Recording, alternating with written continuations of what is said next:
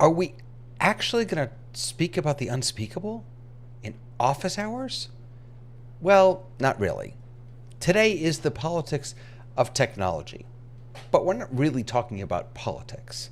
This is really about how technology is impacting the way our politics affect us and the way that we affect our politics. So join us. It's going to be a great show.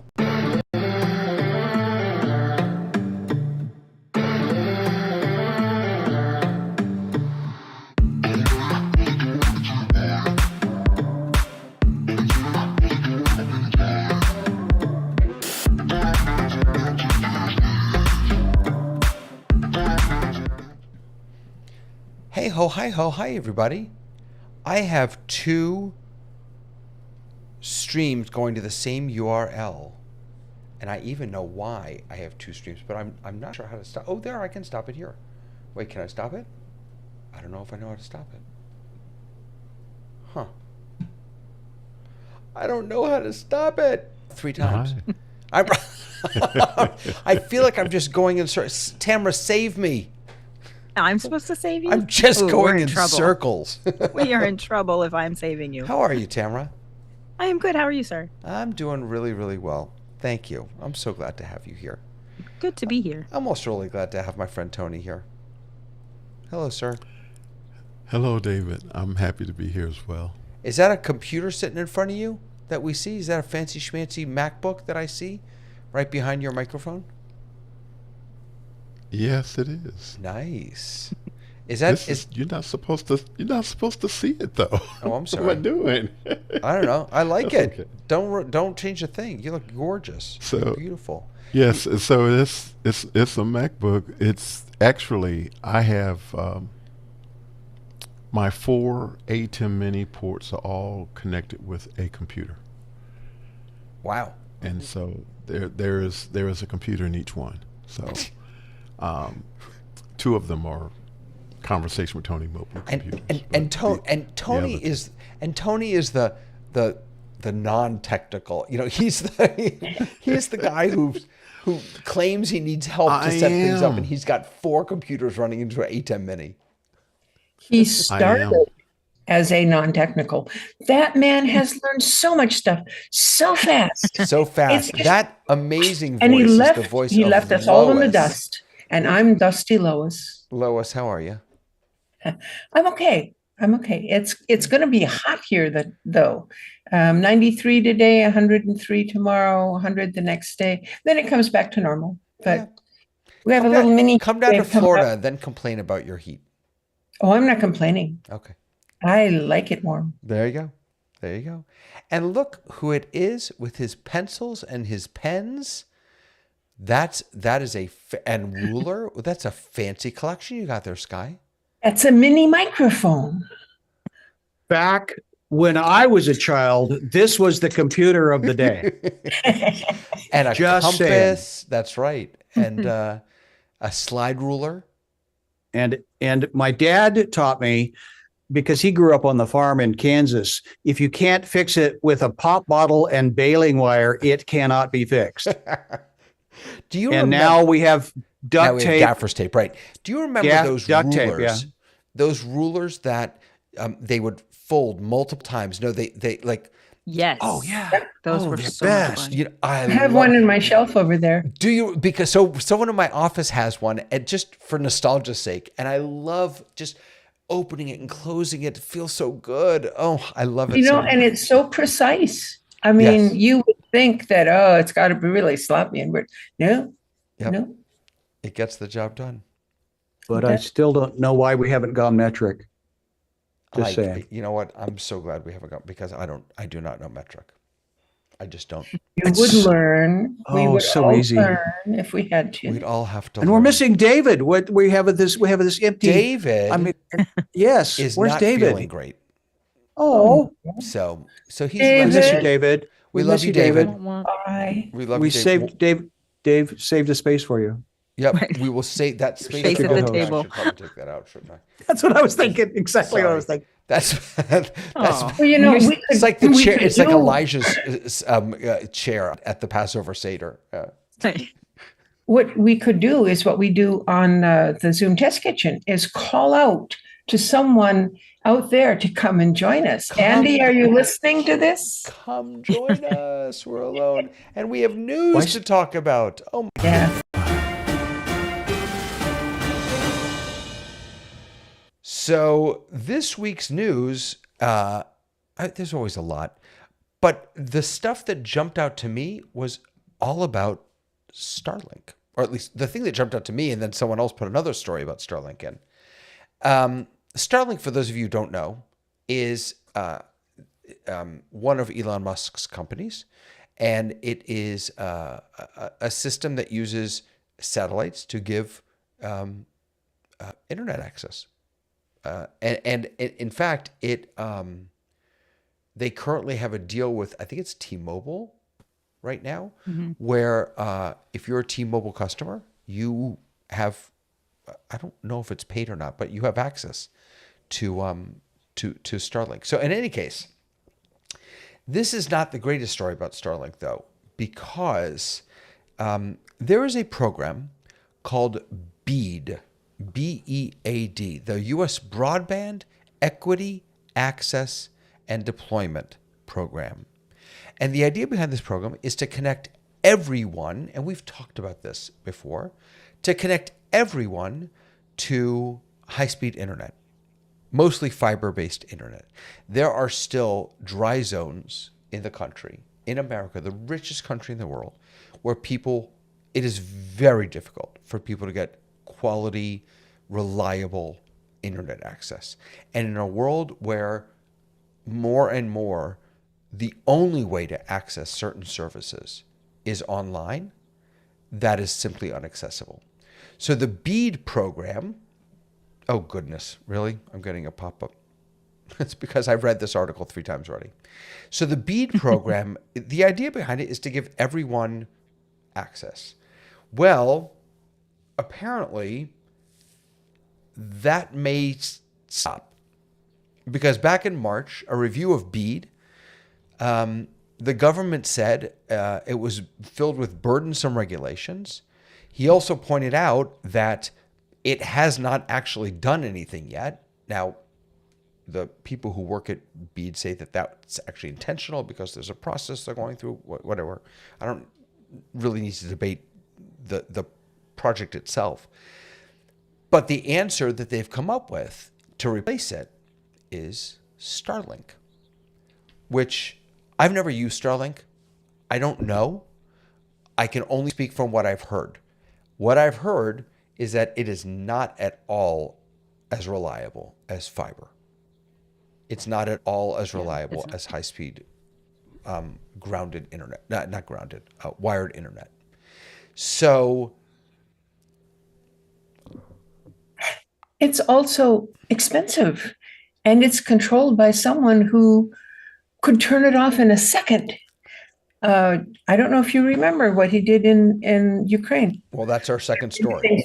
They were using Starlink for military purposes, and the owner of Starlink just turned it off.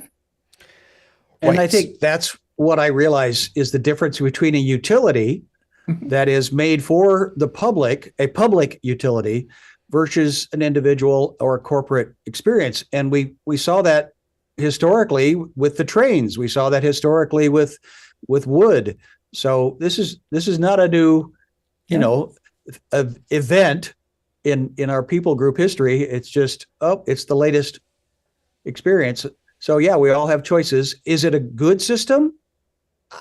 I've seen our friends from Office Hours install that. We used it out on the desert when we did that rocket launch with John Preto. That was pretty reliable. It was at the time, 4 years ago now, it was a way of connecting to the world through satellites. It was Las Vegas again. From the desert. From the desert that which is really important. didn't have though. cable. I mean, because ironically, you don't think about strong connectivity in the desert, but if you're using Starlink, that's actually the perfect place. That's where you're going to get the strongest connectivity. right? Yeah, I mean, doesn't it have to? It has to have space, right? Like it can't be obstructed by a lot of stuff. Well, you have to have direct sight. So for the T-Mobile Okay. thing, at least, you have to be able to see. That's what they say is you have to be able to see the sky. That's what they say. BEAD was established back in 2023. No, sorry, 2022. And it's a $42 billion program, $42.5 billion program. This is not a lot of money in government money. And again, it has not yet actually connected anyone. They say that at every step of the game, the states were like, whoa, slow down, slow down, slow down. But they've been laying the groundwork to connect people. They have a progress dashboard that 38 states have either begun or finished picking service providers. So they've done this work. I'm trying not to go down the Elon Musk rabbit hole because it would be easy to. I don't think you have a choice. Right. I don't think you have a This is- choice. And the reason I say that is because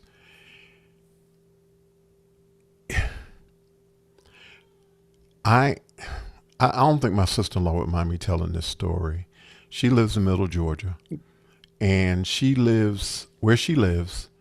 It is a medium income residence, mostly homeowners, but it is a part of the city in which she lives that is very diverse. In the same city, there are people who have 2 gigabytes up and down. In her neighborhood, they have something that is equivalent to 4G. She tried to, and her neighborhood is locked down so that no other provider can provide service in the same city where other parts of town have 2 gigs. She has something like 4G or whatever the equivalent is. She applied to get Starlink. She was turned down. There are deserts in the United States, digital deserts, and it is intentional to keep certain providers for certain communities, and it is intentional. So it's very difficult to have this kind of conversation about technology without getting really political. Right. And that's the unfortunate space that we're in. No, look, you're not wrong. And I want to go back to what you were saying before, because in some ways that is, in many ways, the problem with Starlink is not Starlink. The problem with Starlink is who it's owned or controlled by, and the fact that it can be used as a cudgel or as a weapon. I just want to share one thing, Lois, then I'll come right over to you.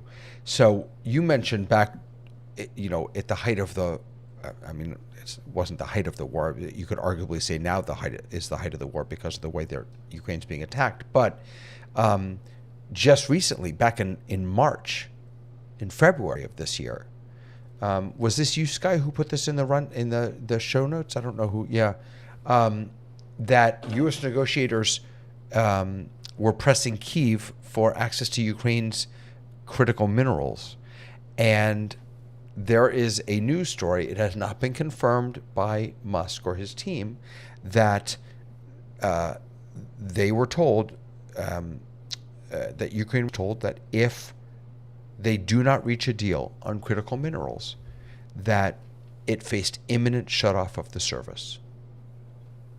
Ukraine runs on Starlink. They consider it their North Star, said the source. Losing Starlink would be a massive blow. Go ahead, Lois.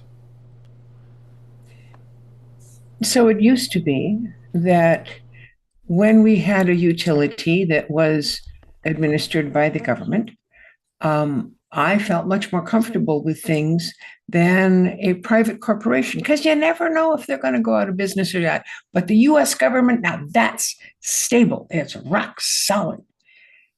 It's not. And so I find this whole thing scary.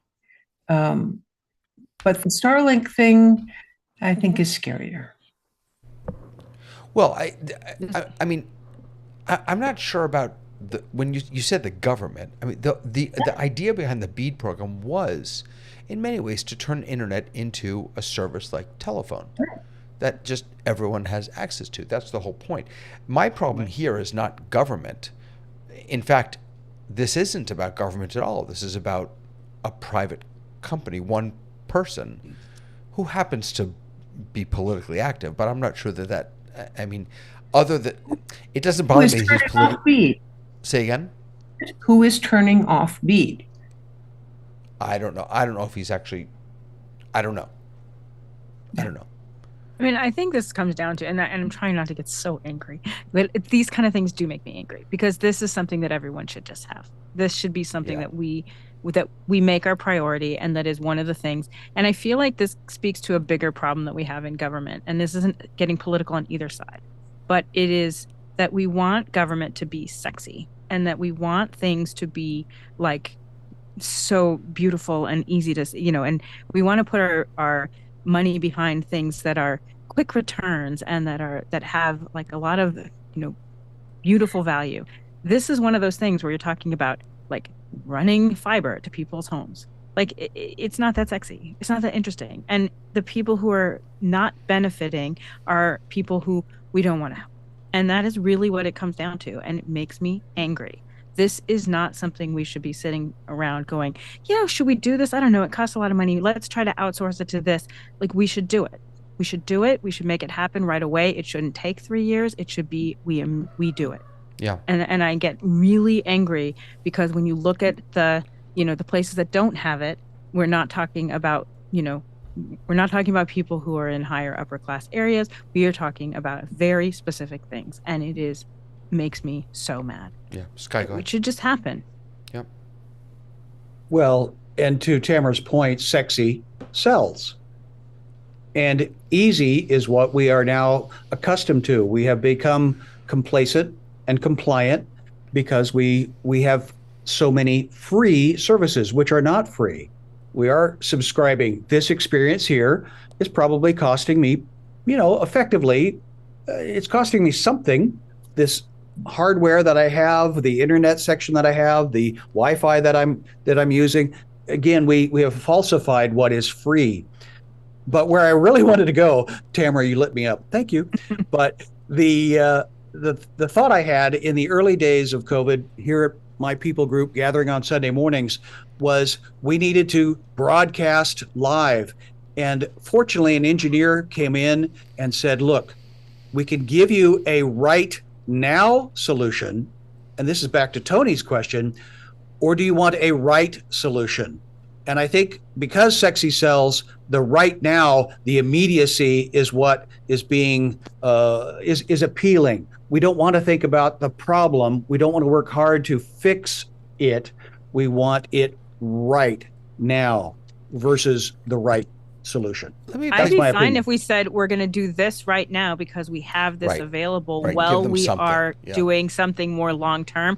All for that. Yeah. Be like, hey, we'll make a contract with you to provide this to people who don't have it right now while we are in the process of making this long-term change because it's just taking too long. Right. All for that. Let me play devil's advocate. I mean, is there something to be said for the world is going wireless and oh yeah. And the future is not in laying cable and digging up the ground and having things hanging over the streets. The future is in wireless. Is there something? Well, to that? and transactions. Asia's been using their iPhone for that mobile device to pay things for almost everything. a decade. Yeah. So the fact that part of part of the infrastructure that we use is, in fact, wires in the ground or overhead or wherever it is. That is not a bad thing because it gives us redundancy. It gives us a second chance if something goes wrong. It gives us stability. So I know I'm old fashioned, but I like belts and suspenders. I like that. Right. No, I don't. Look, I don't think you're wrong. There's John is coming in with a comment. Is this going to work? Oh no, it's not going to work. Sorry, John. That's our chat. I'm gonna read your comment. I just can't put it on screen. The purpose of utilities is to subsidize the infrastructure projects by enabling controlled monopolies in the private sector that also protect citizens from the negative aspects of monopolies. The purpose, in other words, the purpose of utilities is to not allow people like Elon Musk to have a monopoly and be able to say to Ukraine, we're going to cut off your internet if you don't do X, Y, or Z. Right? If the state provides Ukraine, it. how about Mississippi? How about right? Georgia? No. I'm saying over here, right, and over here, right. If the state, if the country provides it as a utility, then it's in some ways it's protected from that. Yeah. Right. Yeah. Used to be. Used to be. Used to be. You know what? I'm too old for all of this. Help? I'm not a digital native. I'm old, and all of this newfangled technology stuff, I'm pretty good at it, but it will never come as naturally to me as it does to my daughters. And so I don't know. I mean, are the five of us, like how crazy is it the five of us are on here talking about technology? Look at us. This is this ragtag group of folks who remember rulers that you have to unfold. Like that's what we're talking about. Unfoldable rulers. So I push back against that, against your assertion, though. Okay. Because there's a big difference between digital natives and people who understand the technology. And the truth of the matter is, there's a lot of studies that are coming out now that say the current generation of kids, and I see it in my high school students as early as 2014, but now those kids are in college and in their beginning of their jobs. The Gen Z kids and Gen Alpha they're not technically savvy, even though they're digital natives. They have had one technology in their entire life, which is the iPhone.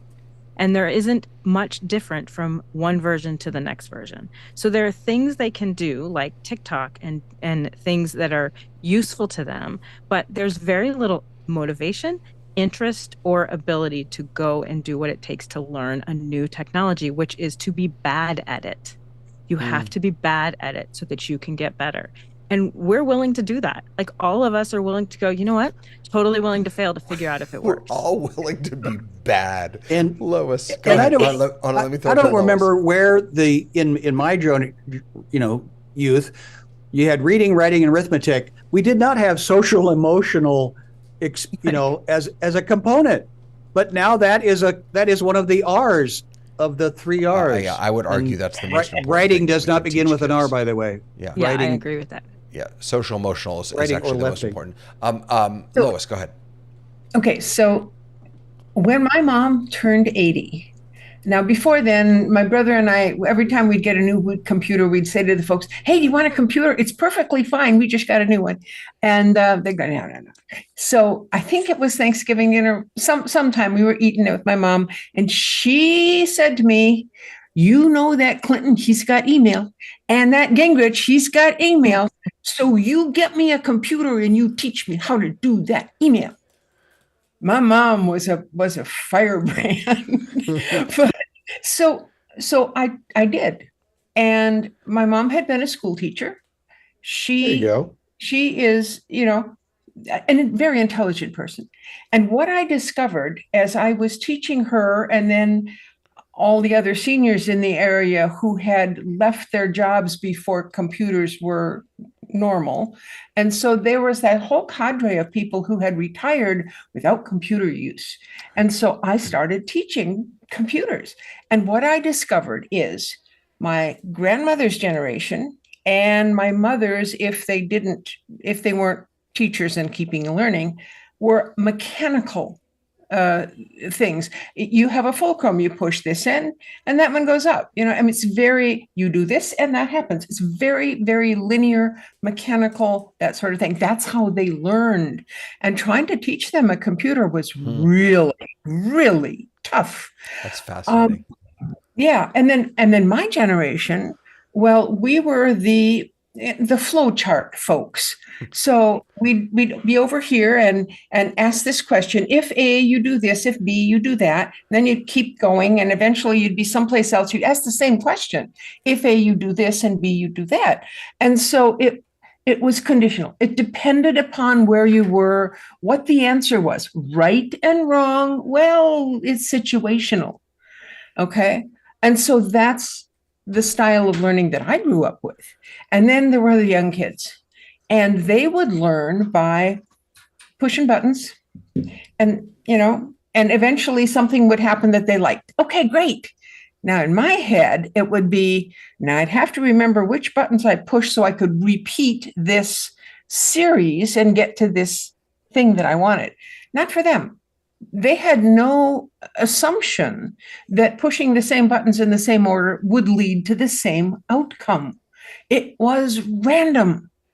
And so trying to have the grandkids teach the grandparents, yeah, it didn't work at all.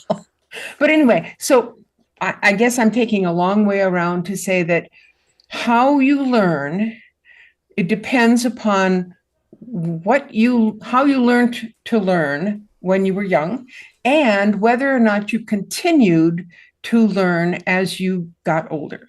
And so for me, I can do linear, I can do flowchart, and I'm not so good with random. You know what I'll throw in here, and that is that it's a little more complicated than that, I think, because Yeah. technology is changing so rapidly that forget the fact that we don't even know what to learn to be prepared for the future. What we learned last year or 2 years ago or 5 years ago, what we learned 5 years ago is almost no longer relevant. The way I work today is completely different. I'm still using a computer, I'm still using a screen, but the tools that I'm using and the way my workflow is really completely different than the way it was just 5 years ago. And so it's not just I learn best if I'm taught in the way that I learn Yeah. best. It's you can't just we all grew up in you go to school, you learn, you graduate. You go to college, you learn, you graduate. That's not the world anymore. The world is you learn, then you learn again, then you learn some more, then you learn, and then you learn, right? It's just That's been true for a while. That's been true for a while because in the early to mid 90s, we had a vast shift of how we did business. We moved into email as a thing. We moved into utilizing Microsoft Office. And I remember when I started at NBC, there were a million classes we could take on how to do that. They don't even offer those classes anymore. They assume people know how to do it. So I think that there's always a giant technology. And if you go back and you look at how the internet from April of 1994, when we got hypertext, to even just between 94 and 2000, it was multiplying itself by 2000% every quarter. And we're seeing that now with AI and acting like it's different, but it is similar. Like my college class was in DOS.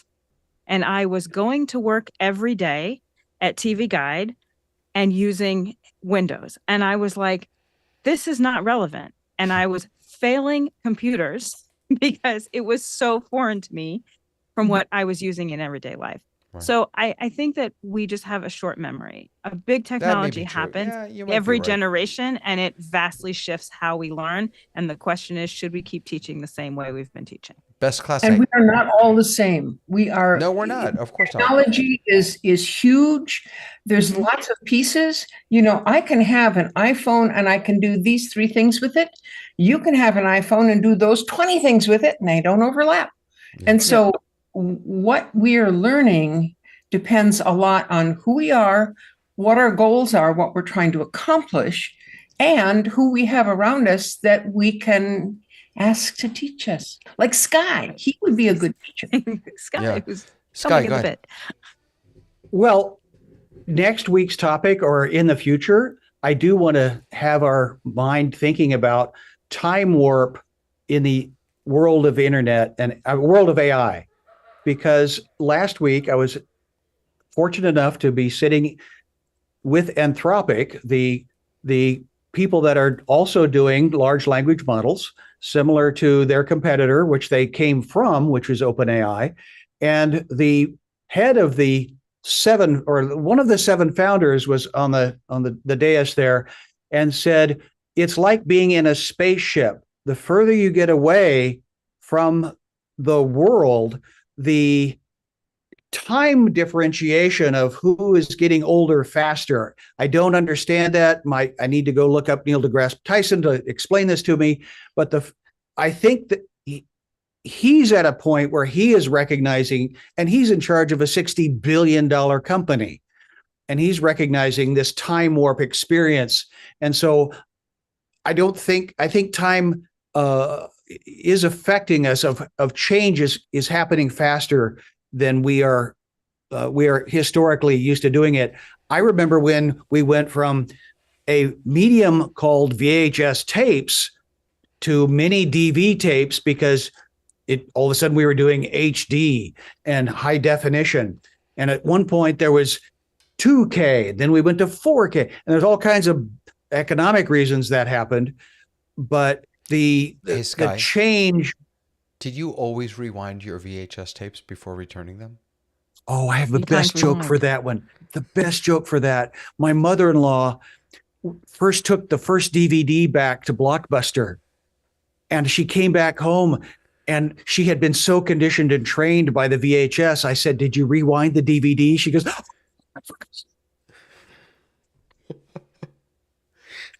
I'm such a horrible son-in-law. But again, that's the technology of a thing, right? We get trained by the technology to do a thing in a system. And this is my point that I tried to ramble shorter, but I didn't do a very good job. No. It was great. Victor is AI. Yeah. Well, so Victor says we all have an innate curiosity. It needs to be encouraged and supported all throughout life. And Victor, that really resonated with me. Me too. We haven't really talked about it, but one of the projects that I'm working on is I'm opening a new school next year. It's a micro school for kindergarten through 2nd graders, and then 3rd through 5th graders. And we have 3 big ideas. And the very first one is curiosity. That we believe that teaching children and to ask really big questions, and to always be curious, and to always be challenging, and to always be wondering is really the only skill that we are positive of that they're going to need in whatever job they have in the future. So they're going to have to be able to learn something new. And so I'm right there with you. And Gary is saying that agentic AI is next. John, even TV Guide is a dated reference. God, I remember It TV is. Guide. I used to collect it wasn't TV Guide. What were I forget. Reader's Digest? Yes. I used to collect Those were Reader's TV Guide Digest because I size. used to love the comedy they would write. Oh my gosh.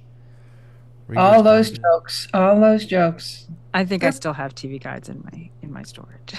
How else can you relieve yourself? I worked for TV Guide Online, which was like the bastard stepchildren of TV Guide, because we came in, took over because we were the new thing.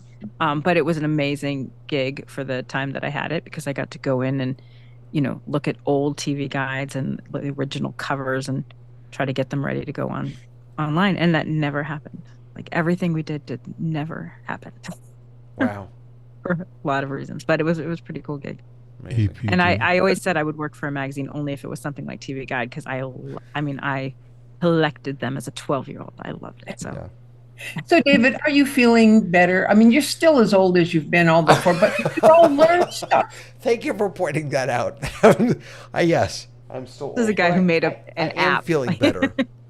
I'm feeling. You know what? You know what age gives me though? It gives me a certain amount of perspective that my younger friends don't necessarily have, and that helps me thinking about really challenging ideas like how technology is impacting politics and the role that it plays in politics. I think that for someone to look at the political landscape, the political world today, without an understanding of how politics used to work, the way that politicians used to be able to access their constituents, the way that we used to consume political information, what we used to expect from our politicians. Without that historical knowledge, I think you have a very warped view of politics today. So what I'm hoping we can do here is have a really rich discussion about this. And just because I know that politics is sort of a taboo thing in office hours, I want to be clear that this isn't about Republican, Democrat. I have no interest in having that. I mean, I do have an interest in having that debate, but not here. But this is really about for anyone and everyone who is involved in the political landscape and the political world, how has social media changed politics? How are politicians communicating? How are they responding to questions about digital privacy, political targeting? What is the role of AI in governmental efficiency, perhaps? And then, of course, there is a ton to talk about when it comes to misinformation, election integrity, things like that. So there's just a million different ways to approach this without it becoming political, if you will. And I'm going to throw it to Sky. Get us started. Well, in 2008, I had the great privilege of working in just outside of Washington, D.C. at a post-production facility back when we were still doing broadcast and the internet hadn't quite taken over. YouTube was just beginning. And so we were still making commercials for regional broadcast cable companies for politicians. The bragging rights were that we were able to turn a commercial around within a day. And that was amazing that machine was in such a way that each body was in front of their machine. The writer, the man doing the person doing the capture with the camera, the candidate. And so we could turn a response commercial around in a day, which phenomenal. It would get and be out by that night. So that was 2008. 2010, I will also note that when we would use an image or a graphic, it would be fact checked. It would be made sure that it was legal. By 2010, I was still working in the political process. This was in Nashville. We were doing mostly senatorial races. The internet was much more accessible. The grabbing of any image that was available on the internet was done because they recognized that image was only going to be seen for like a blip of a second. It had the lifespan of a fruit fly.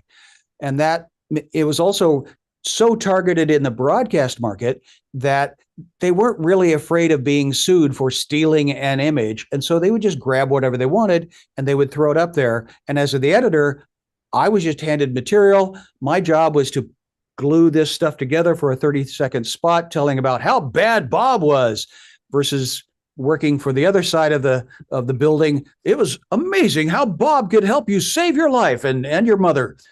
So this is this is my backstory of watching the ethics of material media and telling a story was all about, can you get your candidate elected? And again, if it bleeds, it leads. The negative is more emotional. And since you only have somebody's attention span for less than 3 seconds, you're of course going to lead with the bloody stuff, the hard hitting stuff. And maybe you talk about your own candidate, but it's better to talk about how bad the other one's. It's more of a threat, and we're in a fight or flight experience. This is what I'm seeing continuing on into now the social media broadcast of a candidate's ideals. So that's me going from analog to digital as far as how do you create content. And I believe the consultants are the real people with the hand upside the puppet. Yeah, Lois, I'm gonna come to you. I just wanted to throw in though that what you just I've been paying quite a bit of attention to the type of digital tools and technologies that politicians are using to be successful. And so, for example, long form podcasts, the Joe Rogan type podcast, 3 hour podcasts, those have become really important to a lot of young folks, and those types of ways of communicating demand a really different skill set than politicians usually have. Politicians are great when they have a teleprompter or when they can answer questions like 20 minutes, to be able to sit and have a conversation for 3 hours and not have a huge gaffe is really for anyone, I think, is really challenging. And yet we're seeing how even within digital technology, the types of digital technologies are changing and challenging politicians in new and exciting ways, I think. And while there was a book about the selling of a president, in my short career in this, I've seen us go from people concerned about governance to popularity. And again, right. Yes, good point. Yeah, Lois, go ahead. Oh, we can't hear you, Lois. Once again, we have a wide divergence of people in this country, and the politicians play to different groups in different places. Like Sky was saying, you make a recording of something that you want this community to hear you say, but this community wouldn't like you if you said it, so you make a different recording for them. And some politicians are really good at speaking out of two sides of their mouth. The technology which allows them to do that. If you're doing broadcasts, and you can have one here and one there. But if you are in a place where everybody can hear all of them, then there is some slight possibility of folks catching on that you're not honest. And maybe that might affect how things go for you. So technology is used by politicians no matter what kind of technology it is at the time that they're running for office. And when it was newspaper ads, or when it was television ads, or now it's a social media things, or it's a TikTok, whatever it is. So the technology is always there. Politicians will always use it. But sometimes we, the people, get a little benefit out of it. But I'm curious what you think, because Sky said something and you said something that was really interesting.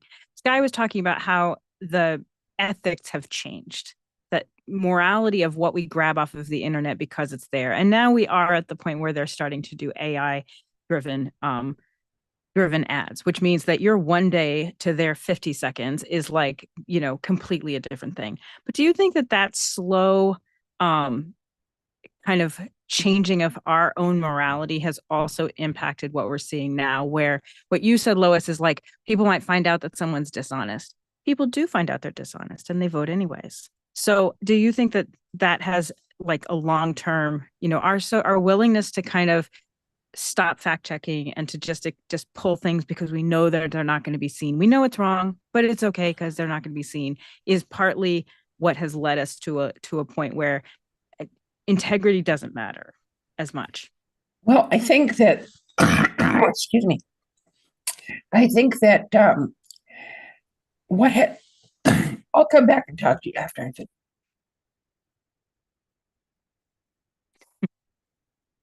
Sorry, I was muted. We'll talk over you. Don't worry about it. You're all good.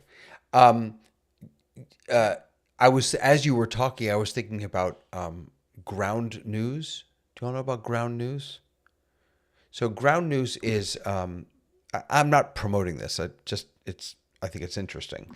So Ground News is a site that it's a news site, and it gives you the stories, but you can see on it, it sort of rates the coverage, and so it gives you the story. It tells you here's how many news sources are contributing to this. 71 of them are left leaning, 64 of them are right leaning, 95 of them are center leaning, and you can read the story from different perspectives. And then there's a bias. I mean, this is just fascinating, and this is something that I mean, when we had the Dan Rathers and the Walter Cronkites, we didn't need this because we had them telling us what was the news.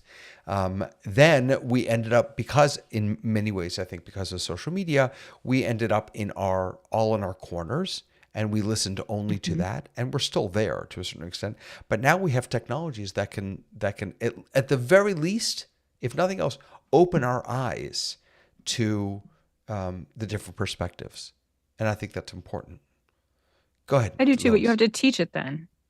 Yeah, right. Because you have to want it, and I don't think a lot of people want it. I think they like that's getting very news true. that That's very true. that serves them. So I think we really have to double down in teaching younger people that you have a choice to listen to what you want to hear, or to be a critical thinker and to be able to evaluate stories for good, bad, and make your own decisions. I think that is something we have to direct instruct. And sorry, Lois, I just have to say this one thing. And I think that technology can help us do that. I agree. Which is one of the ways that technology can be really impactful to our political lives. Yeah. Lois, I'm sorry. Go ahead. Well, I got rid of that cough, thank goodness. So when Sky was talking about it in 2008, you carefully chose things that you had legal right to use, and 2010, it's off the internet, who cares? The difference, in my opinion, that happened around 2000, between 2000 and 2005, is that when we created the internet, we made it so that you, the viewer, cannot see the thing unless it's downloaded onto your computer, and then you can look at it. And that's the way the internet works. Okay. Well, what does that do to copyright? It blows it out of the window, because if you have to take a picture and publish it to yourself on your computer, then you are breaking the traditional copyright. And that idea that anything that you can see, you have the right to use is, I don't think it's a change in morality. I think it's a change in the rules that people are following. So I am a traditionalist. I am a photographer. I do not want to see my photos out there benefiting somebody else without my permission. But that's a very rare thing to say. But what I really want to get back to is we are talking about politics and technology. And I think we should just focus on the technology, because politics is going to be politics no matter what we do. Don't you think so, Scott? My neighbor blessed me with that phrase, that his dad told him, there's good politics and there's bad politics, but there's never no politics. And once you accept that as like, oh, okay, so then that's like many of these other issues that we're having, is rather than saying, well, that's not fair, or it shouldn't be that way. And if we can get, yes, it's going to rain at some point. So again, I steal quotes from many good people, and including Alex Lindsay, plan for rain and be happy when the sun shines. So yes, these are tools that are helping change. And again, Tamara mentioned earlier about how rapidly things are changing. And I think that's why I was recognizing an ethical change in a value, Lois, to your point about if a photo in 2008 was sacrosanct because of tradition, and within 2 short years, because of technology, it was like, whatever. And so this is where, again, back to Tamara, now that we can a thing with Midjourney or recreate a pictorial image of something. Yeah, technology is a tool, and how do we use it? And I think Tamara also mentioned about critical thinking, and that Dave, back to you. I think critical thinking, if that's what I'm pointing. Sorry, is that rude? Should I not point? Is that a thing? I know. I'm not a politician. I should be doing something like this. Anyway, the impact that you're going to have on a generation with your school, I believe that critical thinking is priority one. And Yeah. I see Tony warming up. The mic came in. Now, what I really meant to say, Tony's going to put it in good words. No, I'm struggling. I'll be transparent and say I'm struggling. And part of the reason I'm struggling is because, I was going back to Tamara and Sky's initial comment about the ethics of things. I think we're still there. I mean, we had this conversation several weeks ago, and it's still the thing that is, I think, sort of in our way in order to have us be our best self. And when I say that, I mean America. I just think that it gets in the way, and it seems as if I'm going to sort of go against the idea of good politics and bad politics from the standpoint that what is happening now is very different. And it's different because there is a genuine, for lack of a better word, meanness to some of the things that is going on. It's intentional to hurt. There is a desire to cause pain, to make people uncomfortable. Well, what does that have to do with technology? Technology is being used to thwart it. Now, I'll just give you a small example. So, I have a cellular provider. I'm not going to name the cellular provider. But when I have occasion to call, for whatever reason, I get a bot, and this bot wants to resolve my issues or concern.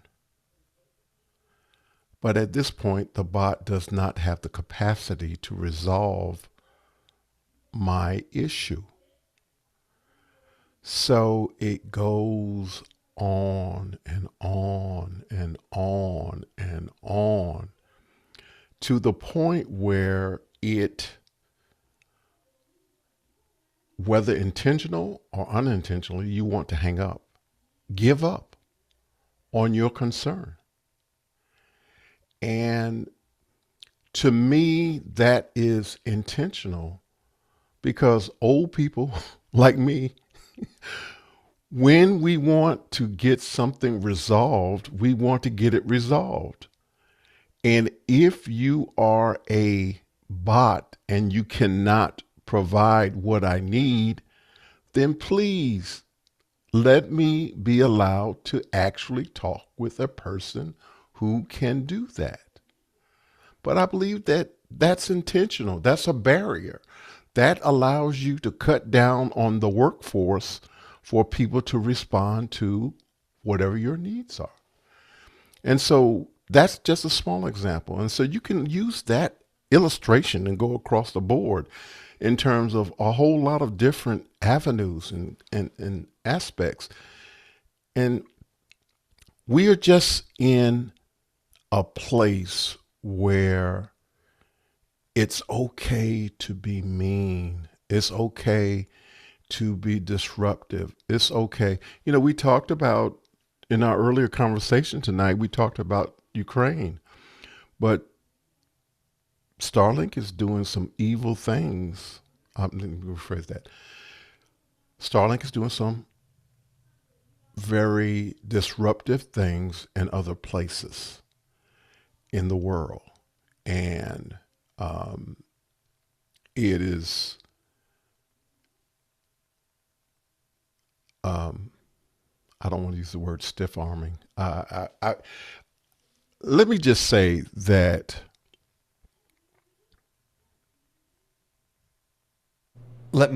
you're doing the dance very, very well. Exactly. Thank you. Well, I'm struggling. Like only Tony can do. Yes. No, you're doing the dance very, very well. So here's what I'd like to do, with your permission, Tony. I'd like to move away from intentionality, not because I don't agree with you, but because that, to me, that's a worthy of its own conversation. And I want to ask a different question. How do we feel about government using technology? How do we feel about the government adopting AI?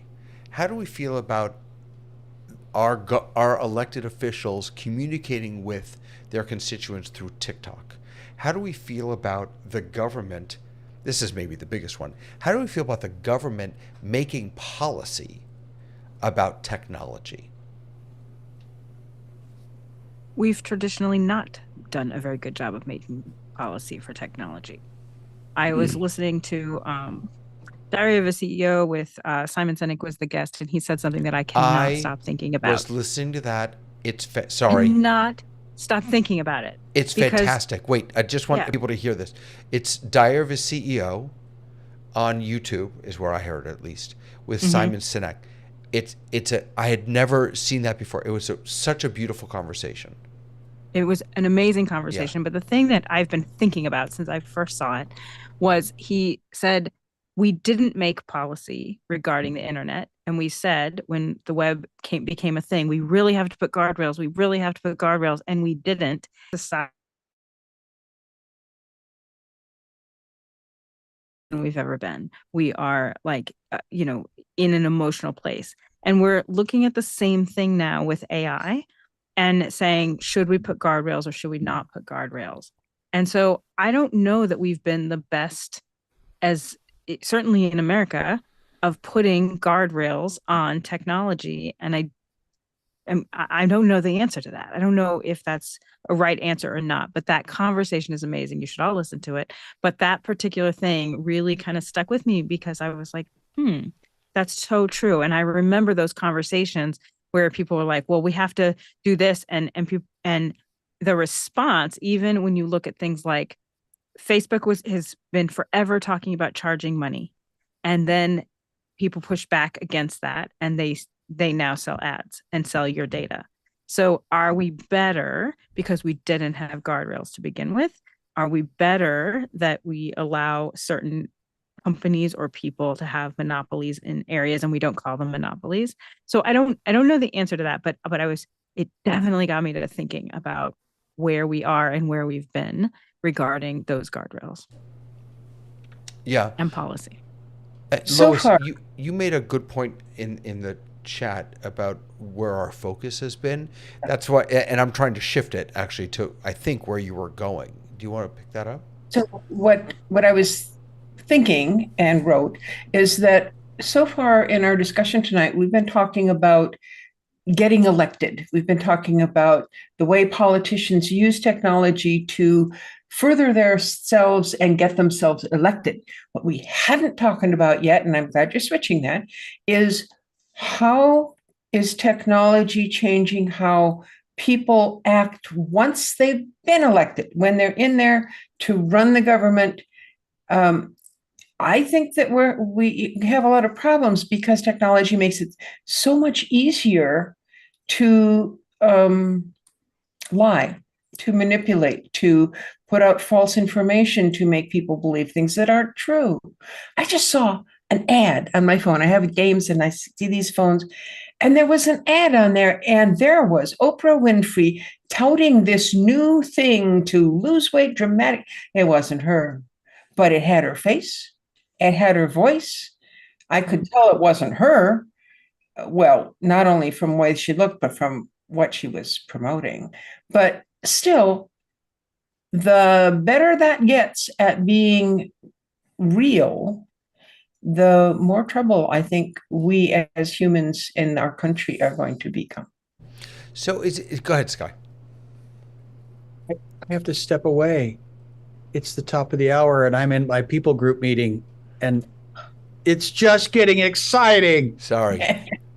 Come back next So- week. Yeah, we'll have another. So clean conversation. up the blood before you leave. You got it. All right. Bye, Sky. So, Bless you all. so Lois, let me ask you a question then. Would you be in favor of? I mean, do you think it would be beneficial to say AI or those types of tools that can be used nefariously, as you were just describing, should be disallowed from? So, do I think it would be a good idea to disallow them? Well, that's a nonsensical question because we can't disallow them. I mean, they exist. It's like saying we're going to disallow the internet. It already exists. We have to learn. But how about in we politics? could declare it. How about We in could- politics? Like, could we say to politicians, to people working in the government, that certain tools are off? And only honest politicians would follow the rules, just like now. Right. But couldn't you do, like right now, we have to declare, a politician has to say that they approve an ad. Mm-hmm. They have to say all of these things that I have said, I actually And I approve this so that ad. I approve Right. this ad. And the reason that we have that is so that we don't have people being able to say, nope, that ad was done by my campaign. That's not me. Right, but you And can. so But is anybody. there a way? But anybody could now just auto-generate. Right. But is there a way to require that you are declaring your use of AI? Yeah. I agree. We have a problem. Well, Criminals are going to be criminals. And No. those ads that say you have to say, I approve this ad. What if you don't?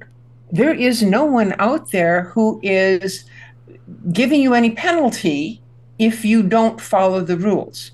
And now the rules are being removed, changed, gone away. So I don't think it's worth it to try and set out a rule on something that's already in existence and that the bad people are going to ignore anyway. So the FCC, the Federal Yeah. Communications Commission, is pushing for clear disclosures on AI-generated content. Whether that will pass, I don't know. Certain states are also pushing for that. And And what are the penalties? That's the real question. What happens if you don't follow the rules? right. And look, and Congress is debating that. They're debating, digital ad rules, disinformation safeguards. What should the follow through be if someone doesn't pay attention to that, doesn't listen to that? I think that, ironically, technology makes information much more ubiquitous and available, but it also puts a much greater onus on us to be discerning in what information we take in and believe. So yes, and with the digital deserts always in my mind, understanding that there is almost universal access to information, but just because you have more information does not mean that you have good information. And so you may have been able to tell Lois that wasn't Oprah. I That some people will. right. When I showed in the test kitchen last week, I showed a digital AI of myself that I had made using Zoom actually, and I thought it was awful. I mean, I thought it didn't look like it. And everyone said, for someone who doesn't know you, David, that could probably pass. It'd be faked. Yeah. Right. And I was shocked by that. But and it's one thing for me to have a terrible digital avatar. It's a whole other thing for elected officials to be using these technologies. One of the things we've been talking about. So, sorry, the reason we've been talking about this is that in Zoom clips, they've released this custom avatar. So you can now make a custom avatar of yourself or your boss or someone. And I've have struggled to really understand the use case for this. And what I have learned from the kitchen is that a CEO could have their assistant make this AI generated weekly message, and it could go out in the CEO's voice to the all hands meeting, and the CEO doesn't, they could type it up maybe, but they don't actually have to sit there for the filming because the AI content could do it. Politicians could do the same. There's no reason why. Go ahead. I'm sorry. So I always I wrote earlier on, like, technology has gotten us into this, but in a way it's going to get us out of it. The things that are really working, I think, right now are not as much those little short clips as they are those podcasts or people going on to TikTok and being like, "Hey, just left the chamber and I wanted to tell you what happened." And I think that is a very different that's a very different form of technology, because that is based on storytelling. And so really then the best storyteller wins.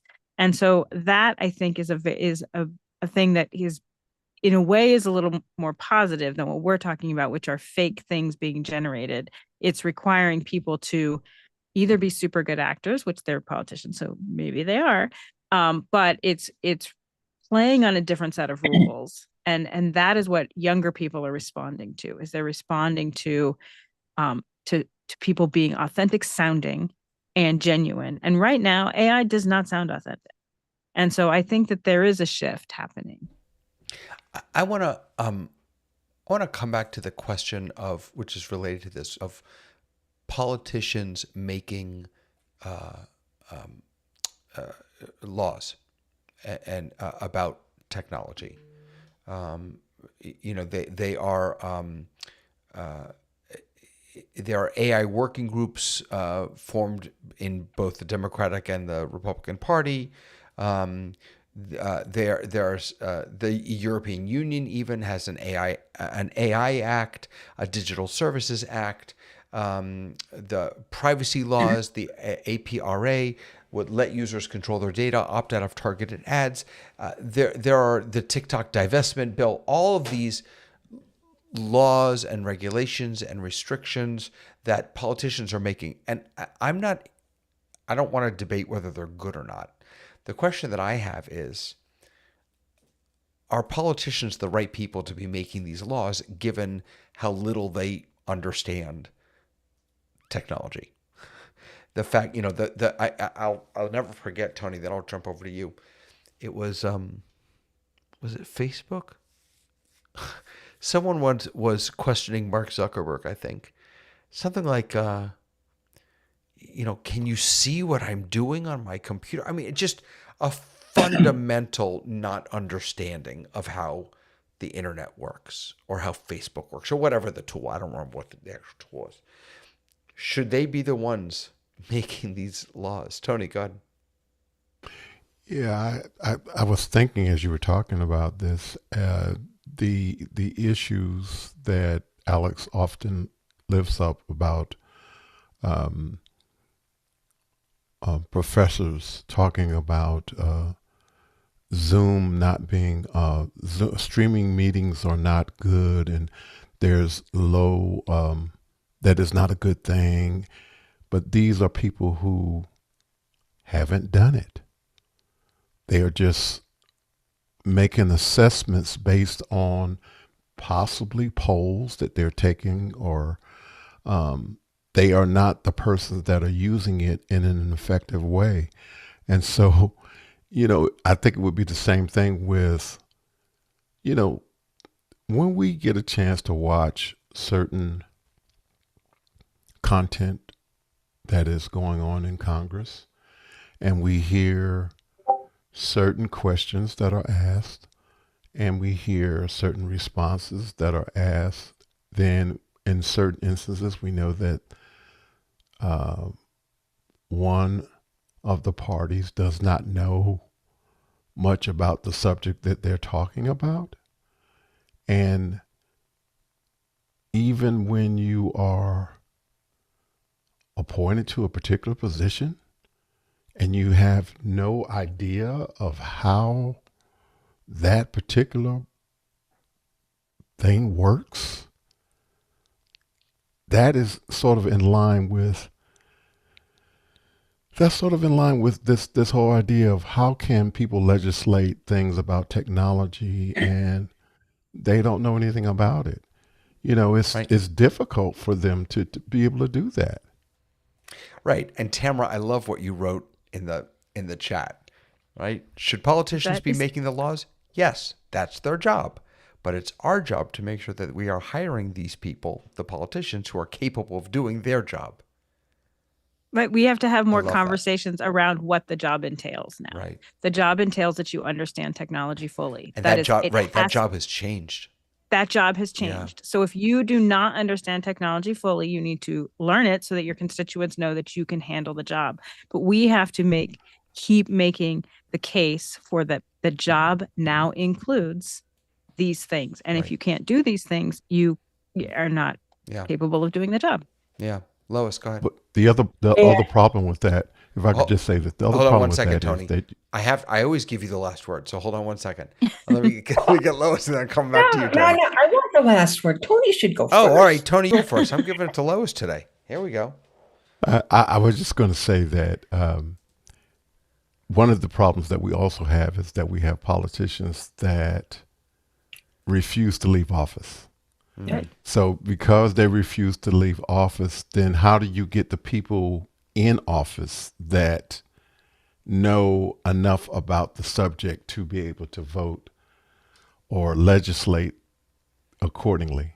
That's all I wanted to say. No, I agree with that too. But John makes a really, really good point in the chat. Politicians can consult with experts. I don't know how to do most of what my employees do, but I can lead them. It's a really, really good point. It isn't about them necessarily I don't know how Zoom works. I don't get it. I could never code or do any of that, but I can speak the language. I have an appreciation for it. I have a basic understanding. We're talking about basic understanding of how things work, and I can lead the people who do have that information. So maybe it isn't, in this case, it may not be so much about the politicians understanding this technology. It's about making sure that they surround themselves with... Right. And Tony's point is that people are interviewed and then they have absolute no idea of the basics of 40-year-old technology. Right. Those people are not consulting experts. They need to be, but they're not. Absolutely. Yeah. Lois, over to you. I want to take you back to 2000. Do you remember that election with the hanging chads and all this other stuff? Well, our job... loved the hanging chads. So our job here in the county, I was a volunteer election worker, and the county appointed a committee to study and decide what election device we were going to use, how we were going to ballot. And the reason we had to do that is that the idiots in Washington did not understand how these things worked, and they banned all devices which put holes in pieces of paper. I mean, our thing was the most secure system you could possibly have. And there were no hanging chads. There were no chads at all. And so, but no, these idiots in their wisdom banned it. And so we had to go to a less secure system for our county because we were forbidden to do it. So do I think politicians should make laws about stuff they don't know anything about? No. I think they should be required to learn about something before they make those decisions. Yeah.